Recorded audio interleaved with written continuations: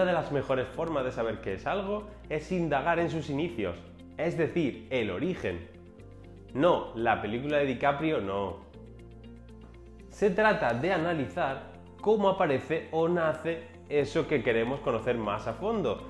Y como en esta unidad nos proponemos saber qué es eso de la filosofía, vamos a adentrarnos en los orígenes de esta disciplina.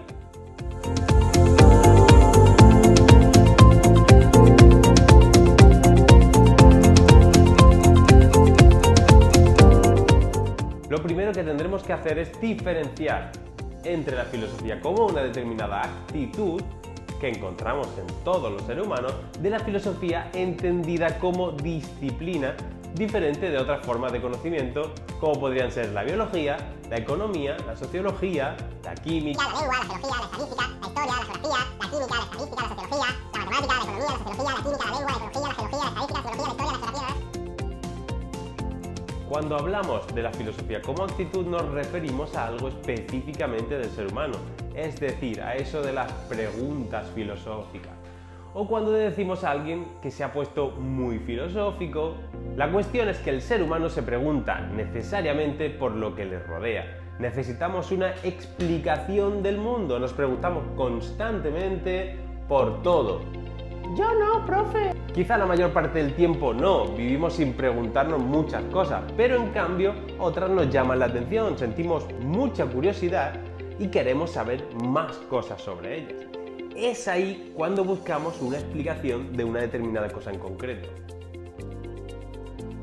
Un consejo gratuito, chicos, cuando encontréis eso sobre lo que de verdad sentís curiosidad y de lo que de verdad quieres saber más, tirad de ese hilo. No perdáis tiempo viendo vídeos en YouTube o Instagram. Eso de lo que sentís curiosidad seguramente sea vuestra vocación, así que eso es lo que os va a gustar, seguir.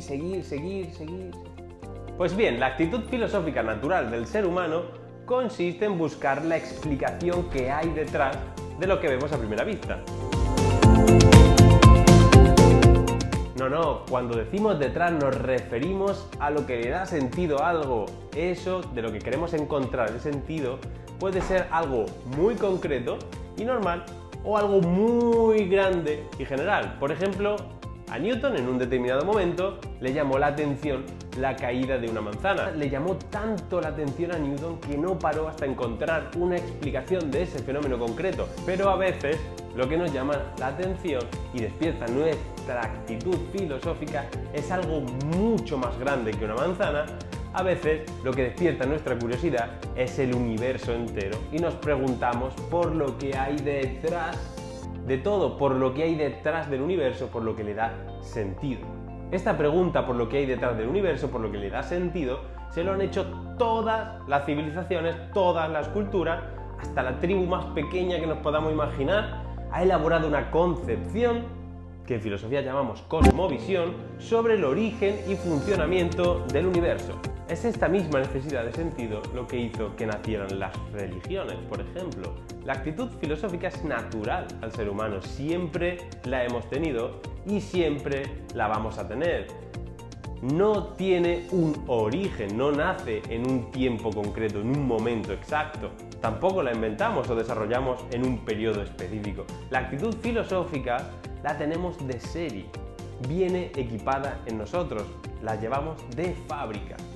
Esta actitud filosófica es la que ha posibilitado que el ser humano haya desarrollado la ciencia y la religión, por ejemplo, y es ella misma también una de las condiciones que hicieron posible justamente la filosofía como disciplina de conocimiento o como saber concreto, que es lo que vamos a ver en el siguiente apartado.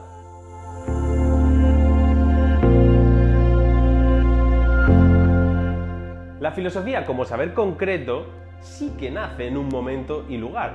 Las colonias griegas de Asia Menor en el siglo VI a.C. Resulta claro que la filosofía occidental nació en la antigua Grecia, la de los atenienses, la de los espartanos, pero donde de verdad nace la filosofía es, paradójicamente, en las colonias. No, esas colonias no. Las islas y costas de la actual Turquía que colonizaron los griegos por todo el mar Egeo En una de estas colonias, concretamente en Mileto, vivió el que suele considerarse el number one, Tales de Mileto. Number one no porque es el mejor, sino porque fue el primero. Pero todos conocemos el famoso teorema de Tales.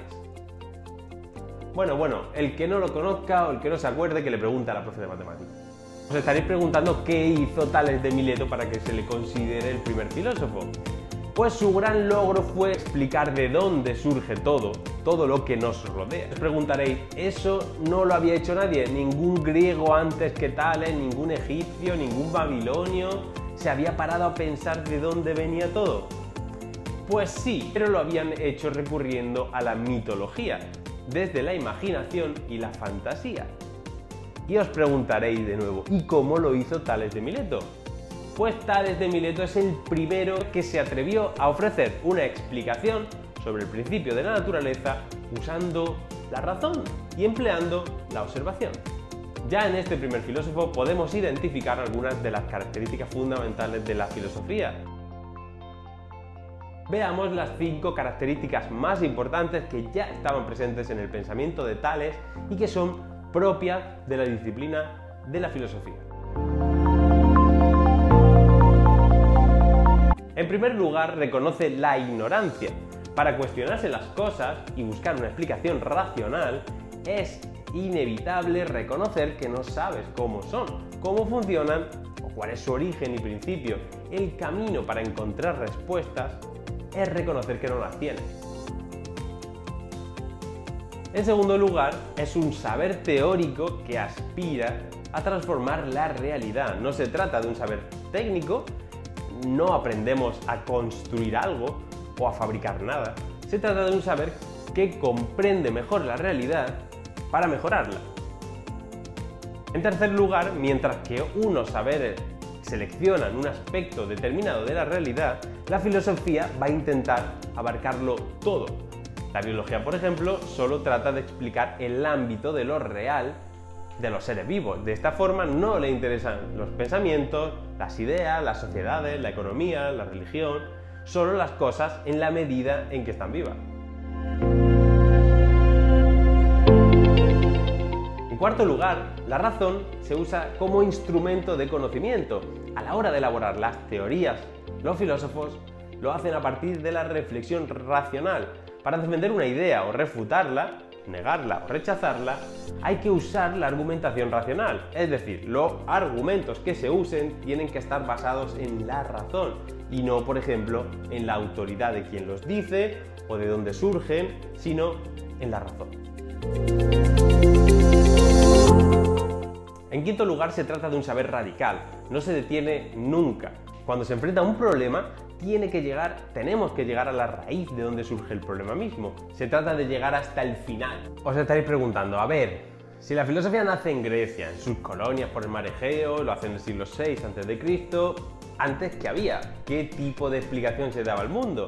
Antes de que ocurriera lo que se ha llamado el milagro griego, la realidad y todo lo que existía y ocurría en el mundo se explicaba usando la imaginación y la fantasía, fundamentalmente inventándose lo que se llamó mitos. A esto se enfrenta Tales y los primeros filósofos, a la explicación mitológica de la realidad. Si quieres saber en qué consiste esta explicación de la realidad mitológica y las características que la definen, no te pierdas el siguiente vídeo de filosofía en pequeñas dosis.